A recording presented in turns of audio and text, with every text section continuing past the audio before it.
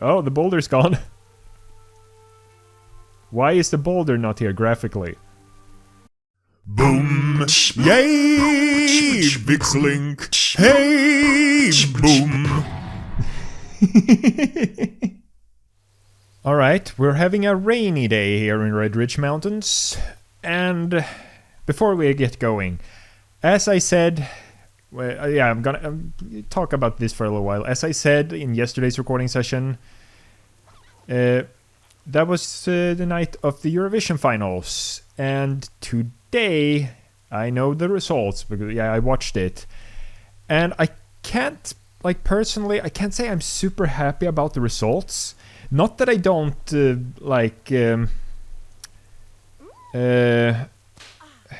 what's the word? Yeah, I can't think of the word, but I'm happy for Austria that they won, and it's a fine song.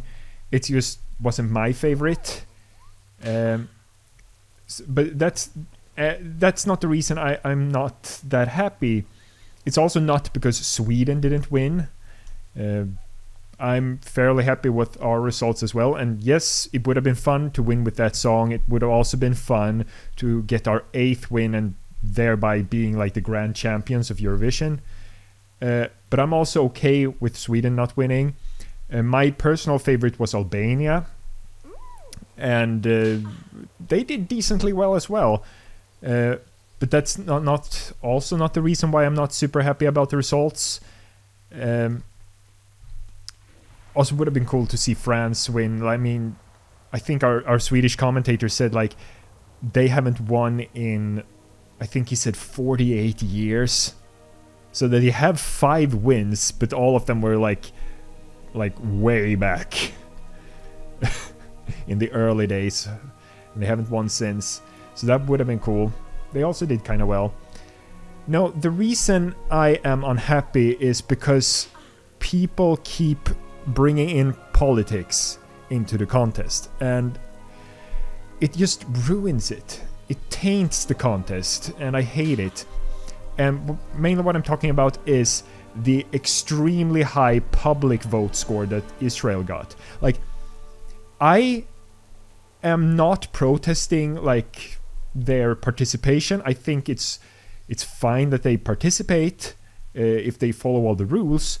The thing is that they sort of play dirty, and that I don't like. They have this, apparently, from what I've read, like aggressive marketing campaigns backed by their government to like promote their song to get people to vote for them. And it's like, and the huge amount of votes that they get for like the public vote and the points, it's like political. It's almost purely political, because the song itself, it's not bad, but it's really not that good. It really isn't. And so it just frustrates me that it's not about the music for them. It's about like showing a public image and wanting to win and get votes. Yeah, it really bothers me, and it taints the contest. And because of them doing that, that may have like haven't had an effect on the results. If there were instead like all those people didn't vote that wouldn't have voted otherwise, maybe the votes would have been more evenly distributed among other people, and the results would have been different. Also, I see people online, like on Twitter and other places, who like almost brag about it, like openly boast, like, oh yeah, I don't care about Eurovision, I don't watch Eurovision, or I hate Eurovision, but I still just turned it on quickly, voted for Israel as much as I could, and then turned it off, only to politically support them. And that's just like, no, it's not about that. You're ruining it. You're ruining it, and it bothers me so much. And like it's sort of the same with Ukraine, but they didn't get as much political support this year. Although I personally support Ukraine, but I still don't think that should be reflected in this music contest. It's the wrong place for it. Like, yeah, cheer, like have the audience cheer for them. Do that. That's a good way to show support. But don't politically vote for them. No, Just no. It bothers me. Okay, so here in World of Warcraft, okay, Ettins. World of Warcraft, back into World of Warcraft now, 5 minutes in. Here we go. So, we're gonna kill Yowler. Gonna do that first. Gonna kill Yowler and get the Blackrock invasion plans. Hello everyone, welcome back to World of Warcraft Redridge Mountains. He is over here, we found him last time. He's kind of... it's kind of weird that he's not surrounded by other people, he's just alone up here. Hello, Yowler. Yowler.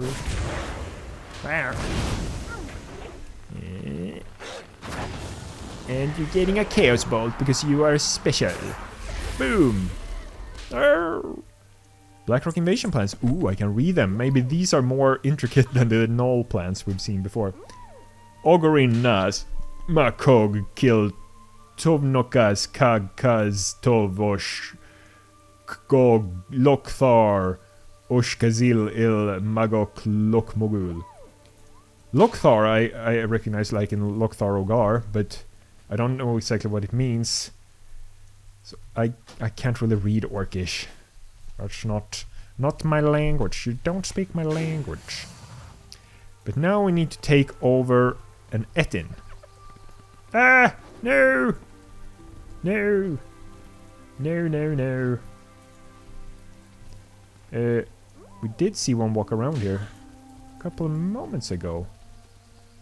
Where that Ettin go? Where did the Ettin go though? I can see the little circles on the map where I'm guessing that's where they would appear. So one up here. Oh, more Gnolls. Ettins, there should be an Ettin out here somewhere. Yeah, there's one. Hello, Ettin. Oh, Chatter. That's another huge spider rare. Let's kill Chatter. Tarantula spider to be specific. Ooh, ow! Oh, I am frozen in place. Whoop. Right in my cast. Oh, come on. Oh, leveled up. Yeah, level 20. And that gave me access to a lot of things. Oh, I can now I can now switch to steady flight if I want that instead of skyriding. Okay, so that unlocks us at 20 now. Huh, interesting. And we unlocked a bunch of things. Expert riding. You can now ride flying like normal flying. Oh, okay, so that's why the switch in. So normal flying, not dragon riding flying. PvP talents available, don't care. New talent point. We unlocked a bunch of battlegrounds. Alterac Valley, Eye of the Storm, Isle of Conquest, Battle for Ginleas, Battle for Wintergrasp, and Ashran. And achievement interval to learn the expert riding skill. Automatic these days. Yeah, but the talent point. Let's get to the talent point. A warlock talent point. Let's see, what do we have? Demonic Circle, I have that on my main. It's more of a utility move. I'm guessing it's very useful in battlegrounds, but I don't really do that a lot. I have that one on my main too. But if I want to unlock some of these lower ones, I might get to them, but... Increases damage done by your primary pet by 5%. Primary pet? Like the one I have summoned? I mean, yeah, you can have more than one pet at a time for a few seconds, but I'm guessing that that's specifically what they mean. Increases Grimoire of Sacrifice damage by 10%. I don't really like the Grimoire of Sacrifice, and the same with like hunters, like, oh, you can lone wolf, you don't use a pet, and you deal a little bit more damage. I don't really like that. Increases you and your pet's maximum health by 5%. Banish, I've never been a big fan of Banish, it's not that interesting to me. Burning Rush. I don't really need to do more damage right now. Let's go with health. With 5%. Yeah, I did die in the cave last time, so 5% extra health, that might help a little. And now, where did that Ettin go? Cold Flame Inferno. Ooh. Ettin.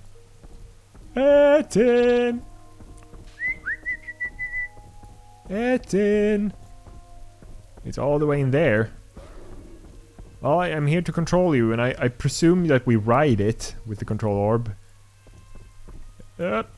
Riding it into town to remove the boulder from Foreman Oslo. Here we go. Don't hit me.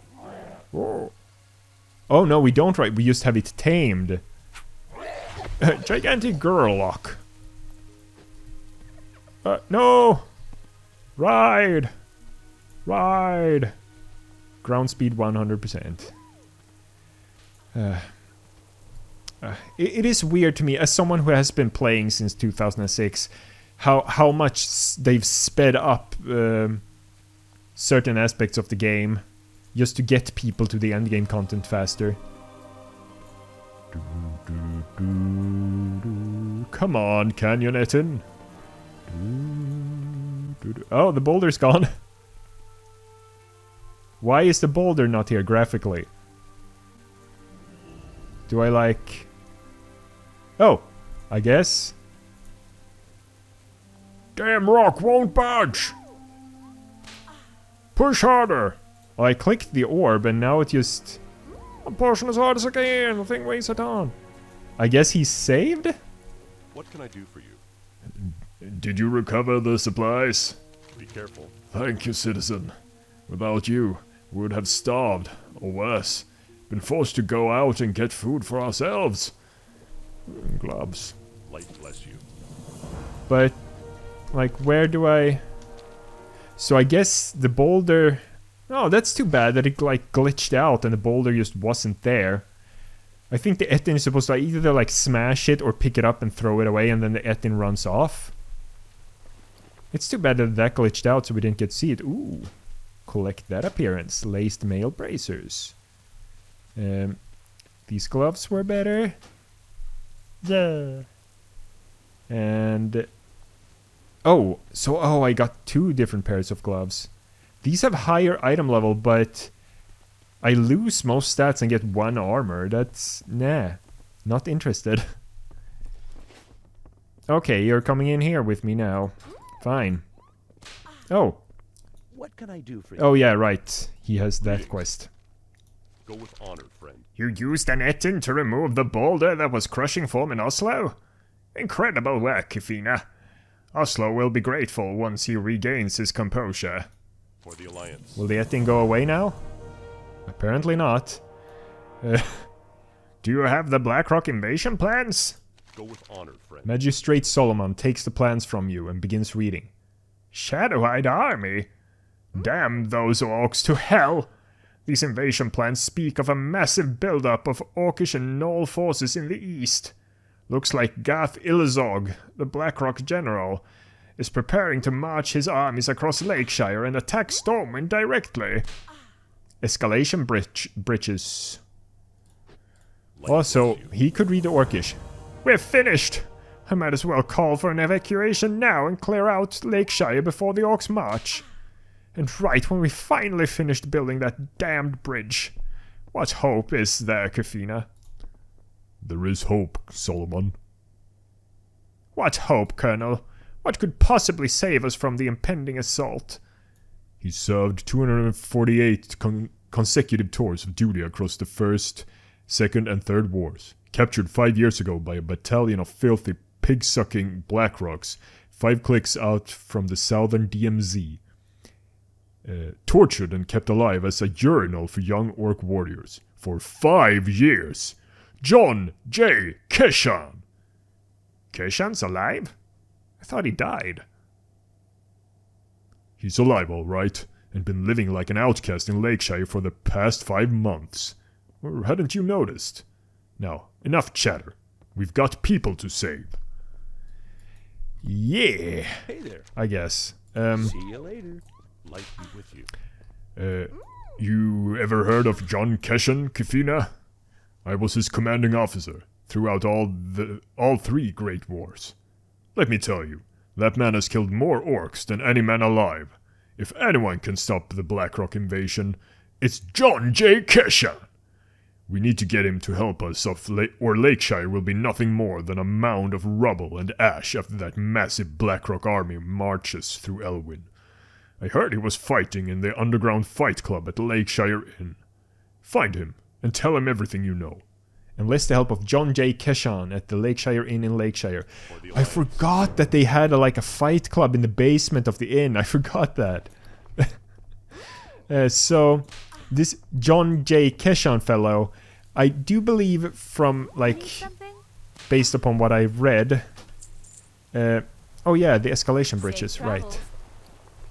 New pants... Blue pants! They look much better. Open for business. I do think he's a... Oh, I was like, oh, better, but yeah, they are leather. I think he's a reference to Rambo.